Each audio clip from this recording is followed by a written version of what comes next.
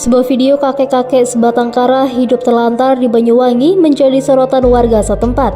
Video ini sebelumnya beredar di media sosial Instagram yang diunggah @bwi24jam. Kakek-kakek tersebut bernama Waras 79 tahun. Dalam video itu, Mbah Waras dalam kondisi terbaring lemah di sebuah kasur lusuh dibarengi tumpukan sampah di sebelahnya. Mbah Waras mengaku hidup sebatang kara. Istri dan anaknya telah meninggal dunia. Sedangkan saudaranya sudah lama tidak pernah menjenguk dirinya. Ia mengidap penyakit stroke dan matanya sudah tidak lagi jelas melihat. Kondisi Mbah Waras memang memprihatinkan. Ia tak lagi mampu bergerak, mengharuskan dia membuang air besar dan air kecil di kasur yang ia tiduri. Ia sendiri tidak pernah mandi karena tidak ada yang merawat. Untuk makan, Mbah Waras hanya mengandalkan belas kasih tetangganya. Setelah mengetahui video viral itu, Bupati Ipuk pun segera melakukan rapat koordinasi dengan para camat dan perangkat daerah.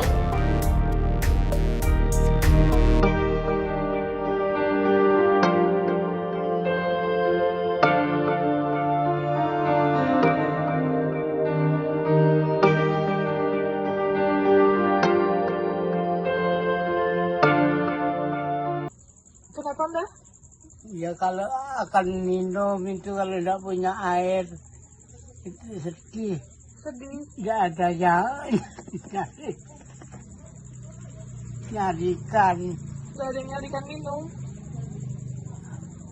Soalnya tidak punya saudara, sudah habis semua. Makannya gimana Mbak? Hah? Makan? Makan Iya, makannya dapat dari mana? dari Pak Camat. Jadi Mbak nggak bisa jalan ya Mbak? Ya kadang-kadang kalau tidak kumat ya bisa jalan. Ini yang sakit ini yang penting kan cuma mata, kaki. Aduh, matanya itu kumat, tidak kelihatan apa-apa.